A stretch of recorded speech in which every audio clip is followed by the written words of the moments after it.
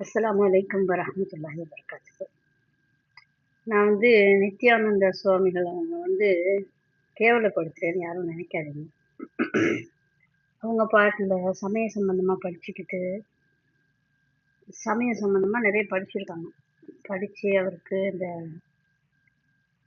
என்ன சொல்லுவாங்க, என்னமோ மணிமகுடம் சூட்டினாங்க. சூட்டி அவரை சிறந்த புலவரா பட்டாபிஷேகமோ என்னமோ பண்ணினாங்கன்னு நினைக்கிறேன். முன்ன பார்த்த ஞாபகம் வச்சு 7-8 வருஷத்துக்கு முன்னாடி. அவர் அழகா குருகுலத்துல பிள்ளைகளுக்கு படிச்சு கொடுத்துட்டு நிம்மதியா இருந்தாரு. அவர் இப்படி கடவுளாக்குனது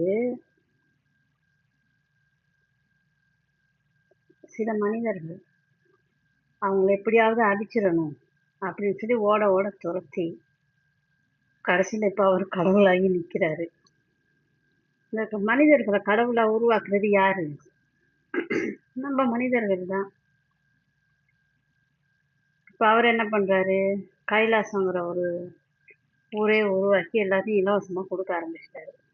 இலவசமா கொடுக்குறாங்கன்னு சொன்னிட்டு எல்லாரும் போறாங்க. போகட்டும், அதை பத்தி நம்மளுக்கு பிரச்சனை இல்லை.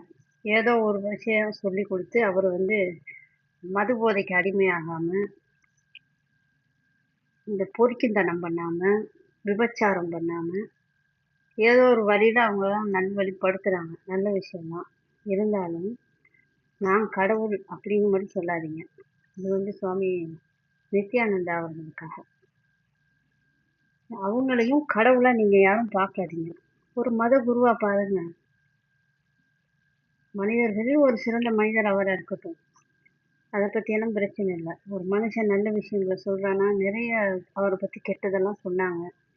இந்த ரஞ்சிதா பொண்ணு போயிட்டு என்னமோ பண்ணி என்னமோ எல்லாம் வதந்தியெல்லாம் கிளப்பி விட்டு அவரை கேவலப்படுத்தி அவமானப்படுத்தினீங்க.